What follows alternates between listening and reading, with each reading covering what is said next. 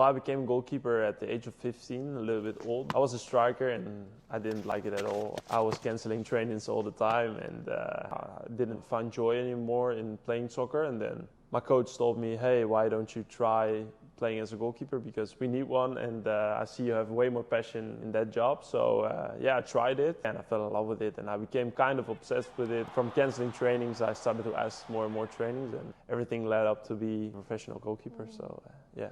It's a game of inches. Yeah, the smallest details, they make a very big difference between a hero or zero, and you just have to be present all the time. You can't be thinking too much about the future or about the past, but you always stay as present as possible. Deal with the pressure, and if you can't stand the heat, you have to get out of the kitchen, they say. The mental aspect for me is the most important job as a goalkeeper. Living in America is very far from my families and friends, which of course is also hard for your mental health, but also if I go to actually the playing side, is facing with injuries, setbacks, people who don't have trust in you, all that kinds of stuff that is like a big challenge. But I believe challenges are there for a reason, and if it was easy, everyone would do it, I believe. So yeah, it always comes with tough mental tasks, but yeah, I'm up for it. For me, the most important thing is to get rid of distractions and take good rest. But yeah, what I say, stay as present as possible, and I do that through different ways. We overvalue our physical side of preparation, and we undervalue our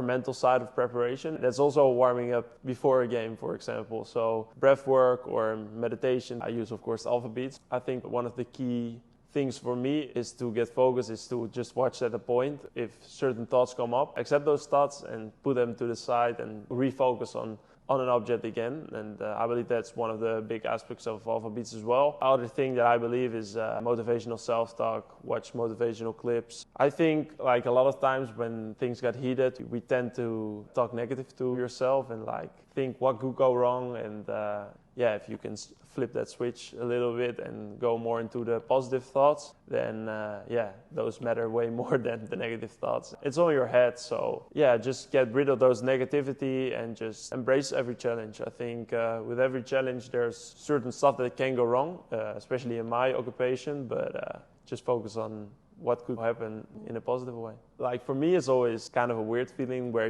one day you're feeling like you can beat the world, and the other day sometimes you're a little bit more insecure or uncertain about stuff. And I believe if you have certain habits that are always there, you can always improve in habits.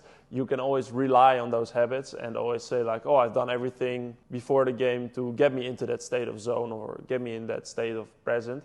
And I think with alpha beats, that's one of the key things is preparing me for big matches, is just to get that scientifically proven alpha and beta brain waves. For me, it's also a key, the recovery, because I believe as we prepare and recover the body, we also should prepare and recover our brain. So, for example, after a game, I normally can't sleep.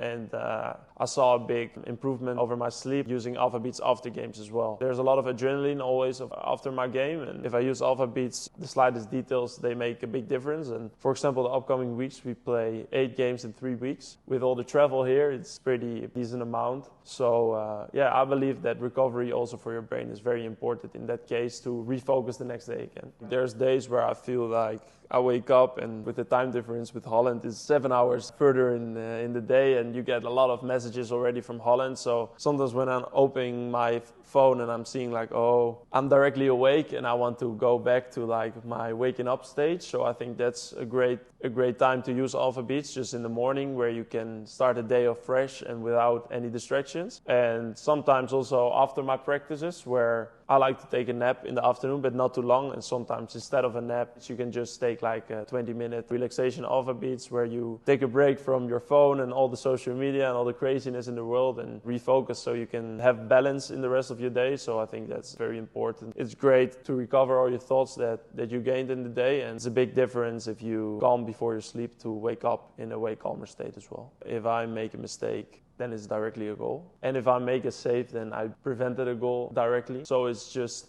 a position, I think, that has a lot of responsibility. And my mother doesn't like to watch it because it can be very nerve-wracking for other people. But for me, it's just, I love that challenge and I embrace that challenge where I can have a lot of responsibility and where I have to make sure that every single detail is there. I think it's not in big improvements every day. I think it's in every day. If you can gain 1% in every aspect of life, you compound that. If you just look to improve your life, be very willing to improve yourself in that sense, then you can become a better version of yourself. I believe from my generation with social media, it's every day a big hustle to get out of that distraction. So for us, it's a big tool to look into certain stuff to create a better mental health, because I believe we're in a phase where it's so new that we don't know the results yet of social media for our brain, for example. So I believe it's the younger you start with that, getting better in those areas, I think you'll have a massive advantage.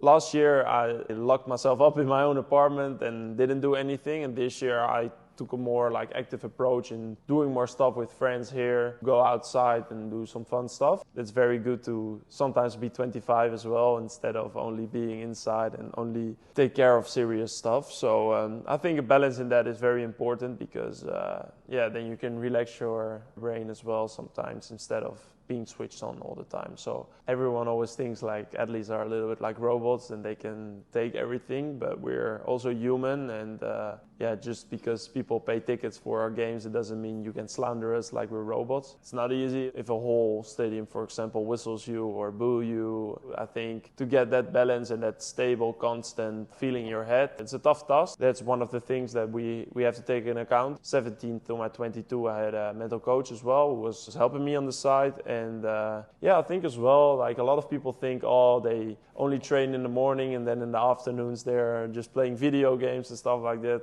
There's also a lot of sacrifice into that and a lot of rest where we just can't do certain stuff because we have to take a rest, get those distractions before games or to save some energy. We're not lazy, we just need to do that to make enough energy for the next days. Alpha Beats is scientifically proven. It's a great balance between focusing and relaxation. It's also more into our generation, I believe, where it's not I'm not a guy who is very high-spirity, but I just believe we have very much to gain in the world of where we do stuff with our brain, and having 12 or 14 hours phone usage a day isn't really helping us into getting better focus or success. Alpha Beats, it's a very it's translating to our generation very well, and I believe it's very easy to use. Also with the music, it's just easy. It's for our generation, easier to use. It's not as high-spirity where people have this stigma about meditation or anything else. That's a major advantage for Alpha Beats.